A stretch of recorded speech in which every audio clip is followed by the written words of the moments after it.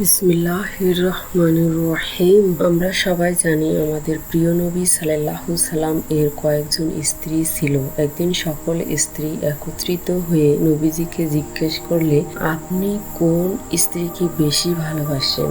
বলতে হবে। নবীজি উত্তরে বলে, আজ বলবো না, আগামীকাল বলবো। নবীজি যে কয়জন স্ত্রী সে কয়টি আপেল কিনে আনেন, কিন্তু কোন স্ত্রীকে দেখাননি এবং বলেনও নি। গভীর রাতে নবীজি প্রথমে একটি স্ত্রীর ঘরে যান, তার হাতে একটা আপেল দিয়ে বলেন, আমি তোমাকে খুব ভালোবাসি, তোমাকে যে আপেলটি দিচ্ছি পৃথিবীর কাউকে বলবে না, আমাকে কথা দাও। তখন তার স্ত্রী বলে, কথা দিলাম। এভাবে প্রত্যেক স্ত্রীর কাছে যান, একটা করে আপেল দিয়ে একই কথা বলেন এবং ওয়াদা নেন। পরের দিন সকালে সকল স্ত্রীকে একত্রিত করে বলেন, কাল গভীর রাতে যাকে আমি খুব ভালোবাসি তাকে আপেল দিয়েছি। সকল স্ত্রী মনে মনে বলে, আমাকে তো আপেল দিয়েছে, তার মানে আমাকে ভালোবাসে। এই ভেবে সকল স্ত্রী খুশি হয়েছে, অথচ কোনো স্ত্রী জানে না যে প্রত্যেক স্ত্রীকে আপেল দিয়েছে। নবীজির এটা করার উদ্দেশ্য হলো সকলকে সমানভাবে ভালোবাসবে সেটা বোঝানোর জন্য। তাই আমাদের উচিত কারো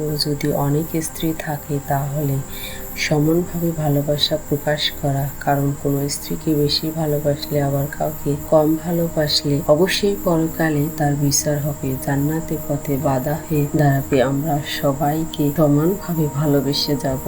আমিন।